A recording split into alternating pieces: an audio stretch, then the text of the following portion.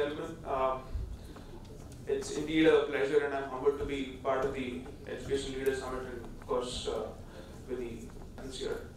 One thing that we've always believed from the industry side is education is not a spectator sport. You know, it's an inclusive effort, not just by the faculty members. It's an inclusive effort, both from the student side. It's an effort that the R&D fraternity from various industries, labs should jointly take, because innovation doesn't happen just in a lab. Innovation happens by young minds, and it's required to ignite various formats of thought processes in young minds. And in a country where which is maximum population is in the sub-30 category, I think it's important to look beyond the walls of standard classroom teachings. It's important for all of us to look at innovating various means to impart knowledge, apply the knowledge, and ensure that there are clear learning outcomes and social outcomes that are coming out of it. A lot of people so far have heard various formats of engagement models from various parts of the world.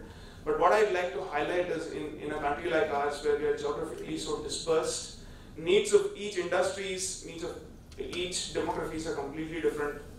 And we are in a social environment where culturally we are quite different from each few hundreds of kilometers in radius. I think it's important for every single teacher, every single person who's responsible for hiring talent in the country to be jointly working and collaborating. It's not for a framework or accreditation, so to speak, or any other format of funding that there is collaboration required. It's a joint responsibility. We all coexist, right? Unless and until there is a university system in place or a education system which is regulated to some extent and autonomy to some extent, I don't think an industry can flourish. And just like to remind you, all of you, that we are called the superpower, and we are continuing to be the superpower because of the last 50 to 100 years of heritage that we have been in. And I think it's time for us to move forward in a much faster acceleration, innovating not just the way in which we've been doing things so far.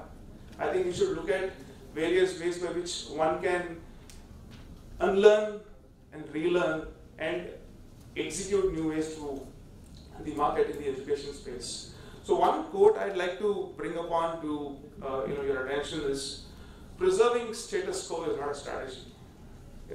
I work very closely with a lot of educational institutions.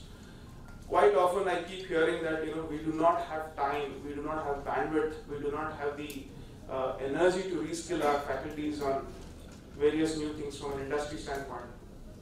But let me tell you, the whole industry, all 9 yards of the industries in India, globally, today are looking at a huge transformation. And transformation is all or nothing. As simple as that, period. It applies to education. And with that, I'd like to just end my brief conversation saying that let's collaborate, let's figure out new ways to address the challenges in the market. Government is definitely supportive.